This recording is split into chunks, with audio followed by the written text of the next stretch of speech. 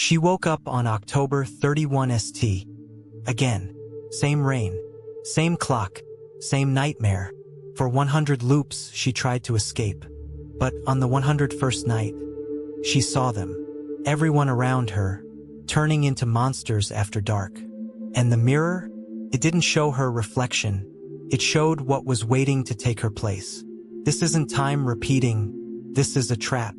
And in 30 seconds, you won't be able to look away. Layla opened her eyes to the sound of rain tapping against her bedroom window.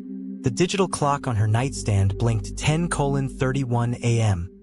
October 31 st. She sat up slowly, a knot of dread tightening in her chest. It was the same date.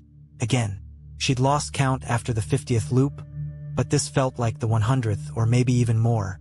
No matter what she did, flee the city, smash the clock, confess her love, or even fake her own death, time always reset at midnight. The world restarted with eerie precision. The same radio jingle, the neighbor's dog barking at 11:03 a.m., even the exact same burnt toast at breakfast. First, she thought she was losing her mind, but after weeks that felt like years, she accepted the truth. She was trapped in a single day, Halloween, the night when the veil between worlds thins. And this time, something felt different. The air was heavier, charged with whispers only she could hear. She got out of bed, her bare feet cold on the wooden floor, and glanced at the mirror. Her reflection stared back, exactly as it should. But for the first time, it didn't blink when she did. She stepped closer to the mirror, heart pounding. Her reflection mimicked her movements, but with a half-second delay. She raised her right hand. The reflection raised its left. A chill slithered down her spine. "That's impossible," she whispered. Outside, the rain stopped abruptly. Silence swallowed the neighborhood. She turned away, trying to convince herself it was exhaustion, stress, another glitch in the loop. But when she glanced back, her reflection was still staring. Lips slightly parted, eyes wide and unblinking. Not hers. Not anymore. She stumbled backward, knocking over a lamp. The crash echoed, but no one came. No one ever came. That was another rule of this cursed day. No matter how loud she screamed, no one heard. No one remembered. She ran to the window and yanked the curtains open. The street was empty, bathed in an unnatural orange haze, as if the world had been dipped in old film. And then she saw it. A shadowy figure standing beneath the street lamp, unmoving, its head tilted upward, watching her window. Layla's breath fogged the glass as she pressed her forehead against the cold window pane. The figure didn't move. It had no face, just a smooth, featureless oval where a head should be. She grabbed her phone to call for help, but the screen flickered. No service. Every app crashed. Even the clock froze at 11:59 a.m. Time itself seemed to resist passing. She turned toward the door, deciding to confront whatever waited outside. Maybe if she broke the pattern, the loop would shatter. She threw on a jacket, slipped into her boots, and yanked the front door open. The air outside was thick and stale, like the inside of a sealed tomb. No birds, no cars, no wind, only silence, and that figure now standing at the edge of her driveway, closer than before. She froze. "Who are you?" she called out, voice trembling. The figure tilted its head the other way. Then, it raised a long, spindly arm and pointed. Not at her, but at the house behind her. At the mirror in her bedroom. A cold realization slithered into her mind. The mirror wasn't just reflecting her. It was watching her. Had it been all along? Every loop, every attempt to escape. Had it been learning her? She backed into the house, slamming the door shut and locking it with shaking hands. Her breath came in short, panicked gasps. She needed answers. She raced upstairs, heart hammering against her ribs. The bedroom door creaked open. The mirror stood at the far end, its glass darker than usual, almost black. Her reflection wasn't there. Instead, a faint silhouette moved inside the glass, slow, deliberate. It raised a hand and pressed it against the surface from within. Layla stumbled back, but her own hand, as if pulled by an invisible string, reached forward and touched the mirror. The moment her fingertips made contact, the glass rippled like water. A whisper seeped through. Her own voice, but distorted, hungry. Asterisk. You've been running long enough. It's my turn now. Asterisk. She tried to pull away, but her hand was stuck. And then, she felt it. Something inside the mirror began pulling back. She screamed, but the sound died in her throat, swallowed by the oppressive silence of the house. Her arm sank deeper into the mirror, past the elbow, as if the glass had turned to liquid shadow. She clawed at the wooden frame, splinters digging into her palms, but the pull was relentless. Her reflection, or the thing pretending to be her, stepped fully out of the mirror, dripping black mist. It wore her face, but its eyes were hollow voids, and its smile stretched too wide. "Thank you," it whispered, voice dripping with mockery. "You gave me 100 chances to understand you. Now I can be you, perfectly." The creature walked past her, bare feet silent on the floor, heading toward the stairs. Layla tried to shout, to warn someone, anyone, but her voice was gone. She watched helplessly as her own body disappeared down the hallway, wearing her face, her clothes, her life. And then, just as the clock struck midnight, everything reset. She opened her eyes. Rain tapped the window. 10:31 a.m., October 31 St. But this time, she wasn't in her bed. She was inside the mirror. From inside the mirror, Layla could see everything, but she couldn't move, speak, or scream. She was trapped behind the glass, a silent observer in her own life. Outside, the world had reset, just like always. The clock read 10:31 a.m., rain pattered softly, and the smell of burnt toast drifted from the kitchen. But now she, the imposter, was living her life. She watched as the creature stretched in her bed, yawned with her mouth, and hummed her favorite song while brushing her teeth. It knew every detail. How she took her coffee, which socks she wore on Tuesdays, even the secret tattoo on her hip. It wasn't mimicking her. It was her, perfected. Worse, it was happy. Layla had spent 100 loops drowning in fear. But this thing, it smiled at the rain, laughed at old movies, hugged her mother on the phone like nothing was wrong. No one suspected a thing.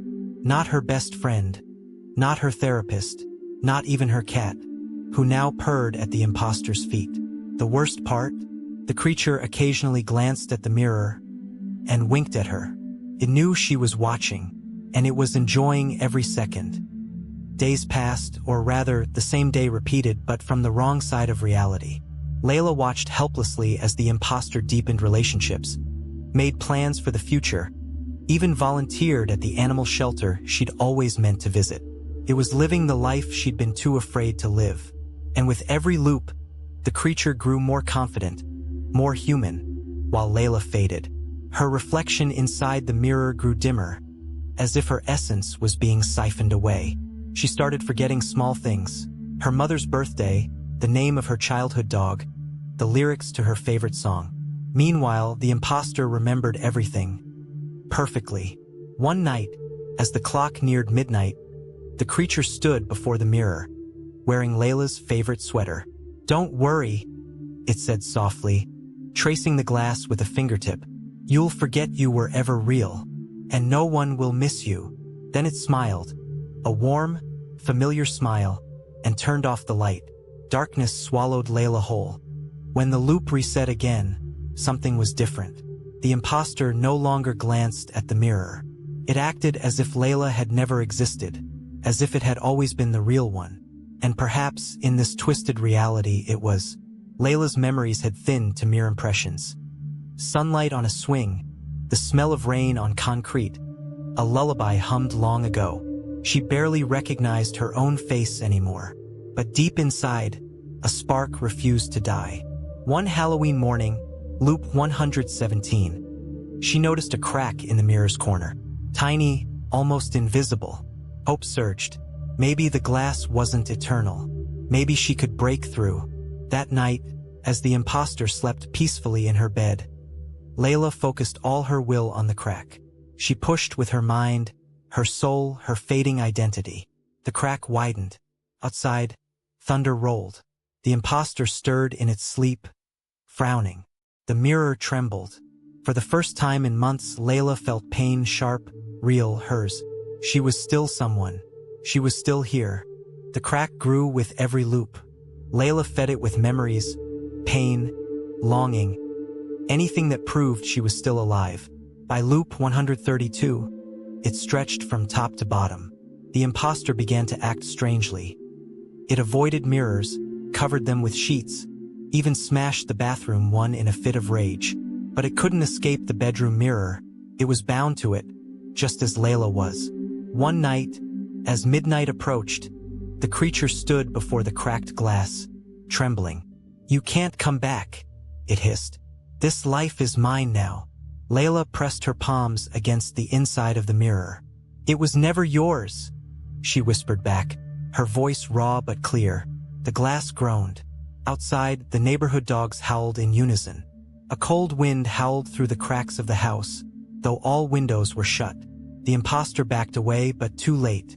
With a sound like shattering stars, the mirror exploded inward. Not outward, inward, and Layla stepped through. She emerged into her bedroom, gasping, her skin tingling with cold static. The imposter stood frozen near the door, its face twisted in shock and fury. For a heartbeat, neither moved. Then, without a word, Layla lunged. They crashed to the floor, grappling like wild animals. The creature's fingers turned sharp, digging into her arms. But Layla fought with the desperation of someone who had lost everything, and found it again. She grabbed a shard of mirror from the floor and slashed at the imposter's throat. Black mist poured out, not blood. The creature let out a sound that wasn't human. A screech of collapsing dimensions, and began to dissolve. As it vanished, it whispered, "You'll never be free of me. I'm what you feared most. Yourself." Layla collapsed, trembling. The clock struck midnight, but this time, it didn't reset. Rain still fell. The date on her phone read November 1 ST. She was free, but as she looked at her trembling hands, she wondered, was the monster truly gone, or had it just learned to hide better? The morning of November 1st arrived with an eerie stillness. No rain, no distant laughter of trick-or-treaters, just pale sunlight filtering through dusty blinds. Layla sat on the edge of her bed, staring at her hands as if they belonged to a stranger. She hadn't slept. How could she? Every time she closed her eyes, she saw the creature's hollow eyes staring back, whispering that final line, asterisk, "I'm what you feared most. Yourself." Asterisk, she tried to convince herself it was over, that the loop was broken, the imposter destroyed, and time had finally moved on. But doubt crept in like cold fog. Was freedom this quiet? This empty? She checked her phone. Messages from friends, a missed call from her mother, a calendar reminder for a dentist appointment next week. Normal life. And yet, something felt off. When she looked in the bathroom mirror while brushing her teeth, her reflection blinked a second too late. She froze, toothbrush hovering midair. "No," she whispered. "Not again." But when she looked a second time, everything was normal. Too normal. Days passed, and Layla tried to rebuild her life. She went to work, met friends for coffee, even bought a small potted plant for her windowsill. A symbol of growth, she told herself. But she avoided mirrors. At first, it was subtle.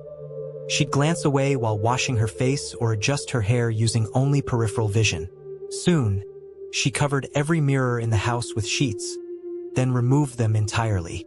Her therapist called it post-traumatic avoidance. Layla knew better. It wasn't avoidance, it was vigilance. She'd seen what could wear her face. One evening, while scrolling through old photos on her phone, she noticed something chilling.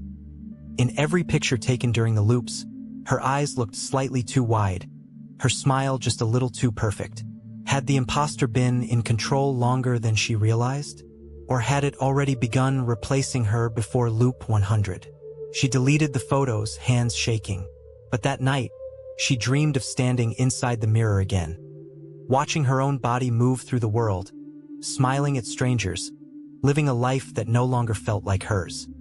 The dreams grew more vivid.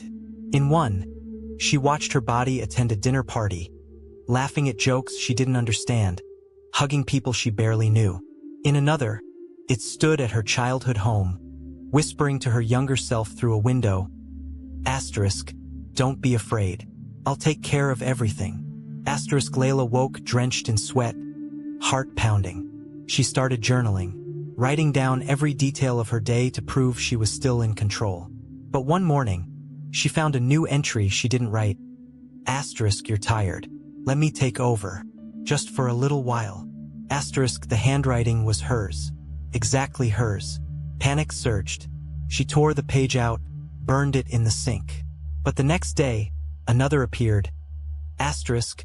You can't fight me forever. We're the same. Asterisk. She stopped journaling. Instead, she bought a small handheld mirror, the kind used for makeup, and kept it in her pocket. Not to look at herself, but to watch what her reflection did when she wasn't looking. She caught it only once. On a crowded subway, she pulled out the mirror casually, pretending to check her lipstick. But in the glass, her reflection wasn't mimicking her. It was staring straight ahead, toward the man sitting across from her, the one with the nervous twitch and the stained coat. Her reflection's lips moved silently. Asterisk. He's going to push someone onto the tracks tonight. Asterisk. Layla snapped the mirror shut, heart racing. She got off at the next stop and called the transit police. That night, news broke. A man had been detained just before shoving a commuter onto the rails. Layla sat on her couch, trembling. The creature wasn't gone. It was still inside her, watching, knowing, predicting.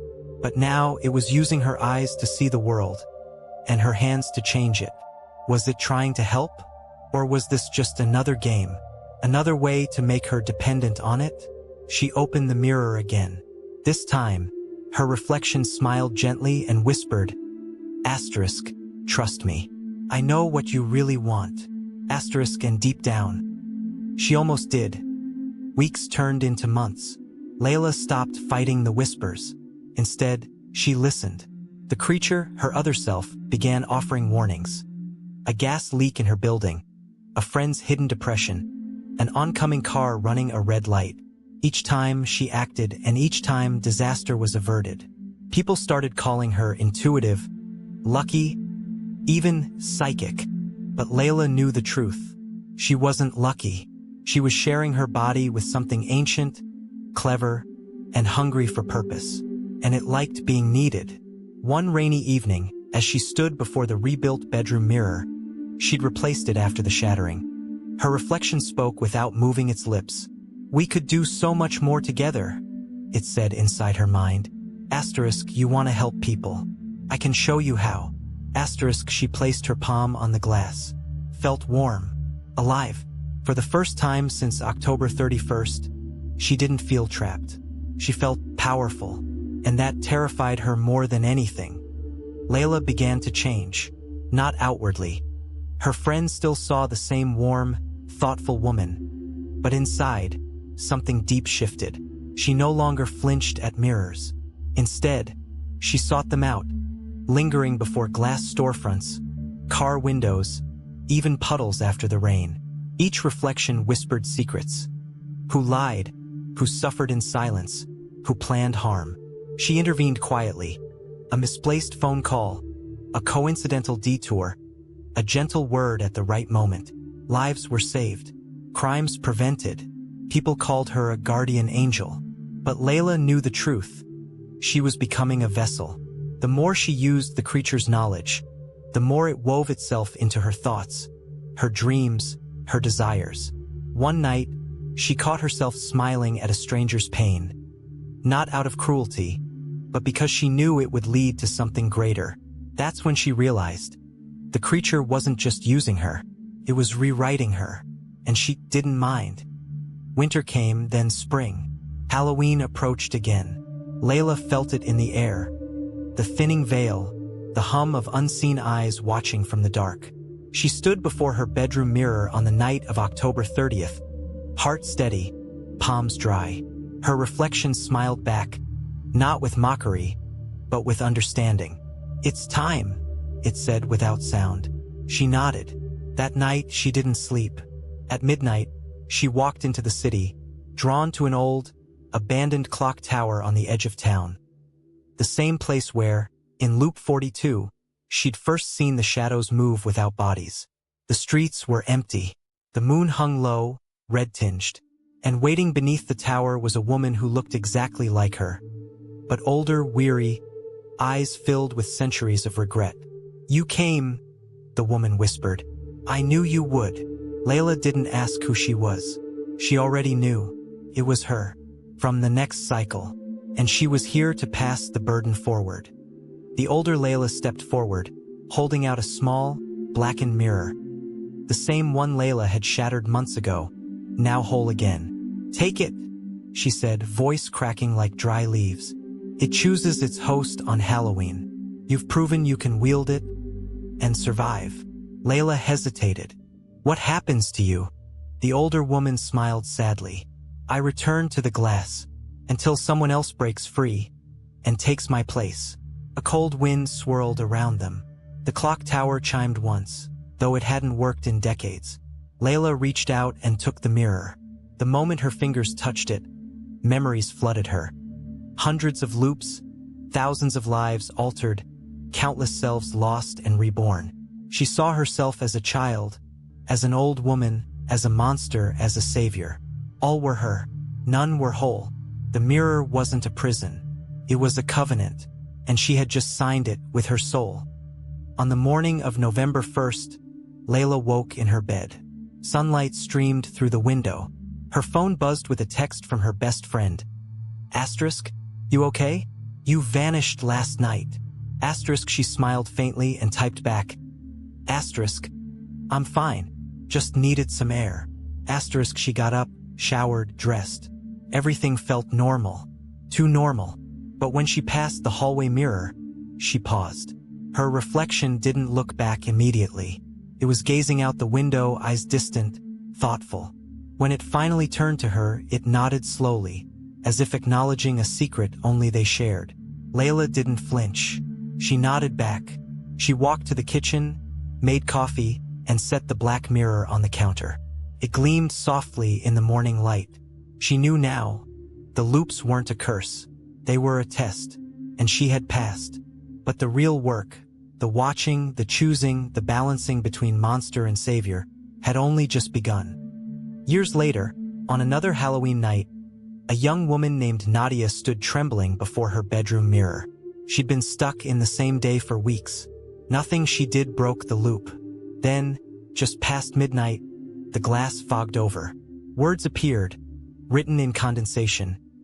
Asterisk, "Don't fight it. Understand it. Become it." Asterisk, Nadia gasped. A hand, her own, yet not, reached out from the mirror and gently touched her cheek. Behind it, a woman with tired eyes and a calm smile watched her. "You're not alone," the woman whispered. "And you never were." Outside, the wind howled. The clock struck one. And somewhere, in a quiet apartment across town, Layla sipped her tea, watching the rain fall, feeling the pulse of a new loop begin through someone else's eyes. She closed her own, finally at peace. The mirror had a new guardian, and the cycle continued forever.